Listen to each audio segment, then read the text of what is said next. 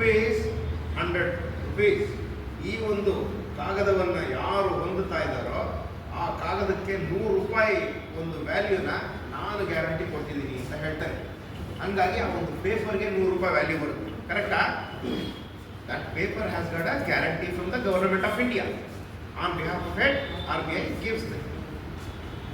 ಅದೇ ಥರ ಆ ಸಾವರಿನ್ ಗ್ಯಾರಂಟಿ ಅಂತ ಇರೋದು ನಮ್ಮ, ಅದು ಬಿಟ್ಟರೆ ನೆಕ್ಸ್ಟ್ LIC ಬಾಂಡ್ಸ್ ಮಾತ್ರ.